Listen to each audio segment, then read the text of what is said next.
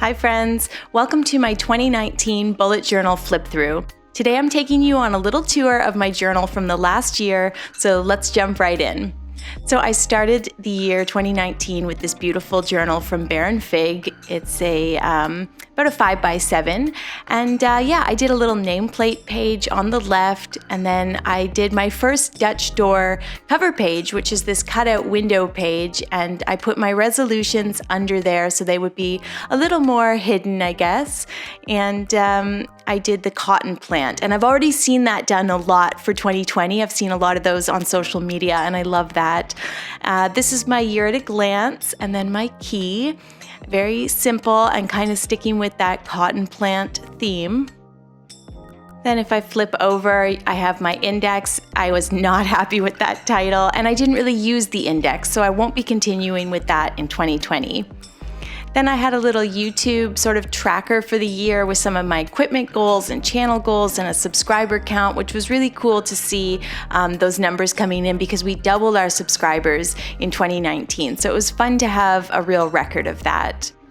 And then I did a wish list page. This is all still part of my 2019 setup, which you might want to check out because it's still all good ideas for setting up this year. And then we are now into my January plan with me, and I did another Dutch door cover page. That was a theme that I carried through the entire year, and I haven't quite been able to give it up in 2020. I love the Dutch door. I know a lot of you have mentioned that you don't like cutting the pages in your planner, which I totally get, but once you get started, it's like very addictive.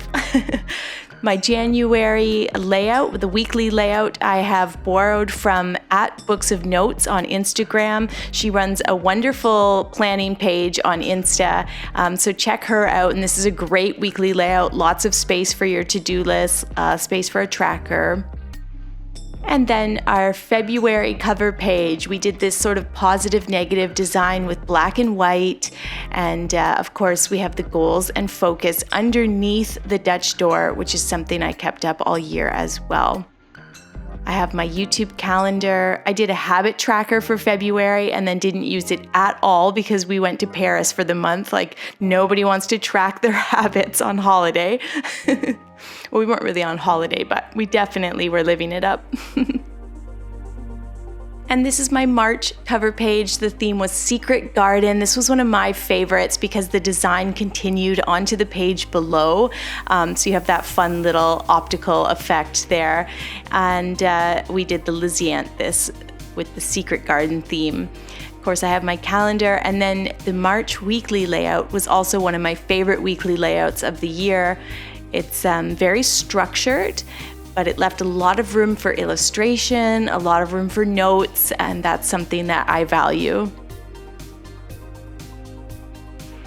We'll flip over to April, and the theme was lemons, and this one was very popular on social media. I saw a lot of versions of this, a lot of them in color because you're braver than me. You did yellow, which was so beautiful, and I had a lot of fun with that one, but I did struggle with that illustration. The line shading got a bit crazy, and these lemons as well on the calendar. Oh, and then this was one of my favorite weekly spreads of the year, and I did the poppies in the middle, and look what happened to it. This one, the next week, was one of my least favorite weekly spreads, and I used a cheap marker, and it bled right through the page, and it was completely the marker.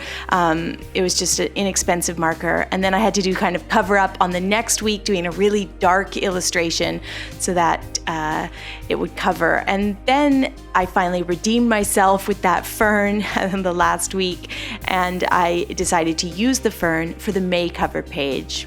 And then I did this stripe of warm gray, you know me and my warm gray, and I like that. That gave a nice effect to the Dutch door. May was a very busy month for me. I was getting my taxes in order, and so I had this huge to-do list, but at least it looked pretty. Lots of leaves. That was a simple illustration, and it kept me very organized. I kept up with the same weekly spread where I got to put this illustration right in the middle. Of course, I was a bit busy. I didn't always have time to do the illustration. This was also when we were prepping our illustration e-course, so it was a busy month. And then June was another of my favorite cover pages. I love the lilac and the butterfly, just taking time to get really detailed with the illustration and line shading, and I love the outcome. And then of course we have our little lupins illustration, one of the only color pieces in my journal for the entire year actually. And then the June weekly layout, I went back to that one that I love so much in March. Very structured, lots of illustration, lots of room for notes.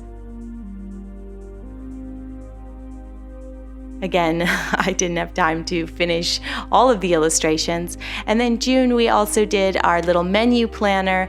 I would have gotten a lot more use out of this if I hadn't switched to a new notebook just a month later in August, so it's not really very well used. July is the last month that I could fit in this notebook, and I did a Dutch door cover page as usual with this night and day theme and also a camping and mountains theme because we were going to Alberta that month. That's what I love about these journals. They really capture your year as well and what you were feeling and what you were doing. Some of the July spreads got away from me. That one would have been pretty, I think, but I never finished it. And then here I am, I was trying to practice for a monthly cover page. I had an idea with an owl, but the owl looks scary. The Beachy Bujo doodles, that was from a Patreon bonus tutorial. I also have some of my Paris doodles from our time there in February in the back. And then I think I have a few, title ideas and some border ideas tucked in the back of my journal there as well. And that was it for my first notebook. It was pretty much full. So for August, I got another Confidant hardcover notebook from Bear and Fig. I love their journals, the good dot grid pages, and I think I was quite inspired by my new notebook because I did this pretty little cover page, like a second yearly cover page for the year 2019. And then I did a Forget-Me-Nots Dutch door for our August cover. I also did some more floral doodles. August is just like that time of wildflowers, so I was inspired by what I was seeing around me. And then this is what I mean about being inspired by the new notebook. I did this very labor-intensive weekly spread with the notes and goals, a lot of straight lines with a ruler, which is not usually my style, and a lot of doodles. I had fun with this, but it got to be too much, and you can see the last week of the month, I actually didn't even do my weekly layout. I was too busy. And then we come to September, the roses with my warm gray. Of course, you're going to see much more color in my weekly and monthly spreads in 2020. September brought a new style of weekly spread or weekly layout. I think I had seen some version of this on Pinterest with the dark numbers, and I really liked that. Again, lots of space at the top for notes. And I had a little YouTube goals list. This is when we started the watercolor e-course. I had a bit of a mistake here where I drew in these weird lines in pen, but I kind of fixed it up with a bit of marker, I think. And then October, the Falling Leaves was another very popular cover page that I saw some great versions of and I'm still seeing quite often. And I have my little YouTube calendar continuing the Falling Leaves theme. And this one, I have another monthly to-do list. Actually, if I flip back, you can see I've got two that are almost the same, and that's because when I filmed that video on floral illustration layout, I deleted the footage. Yes, so I had two of those in my journal. I had to reshoot and redo my little birch illustration.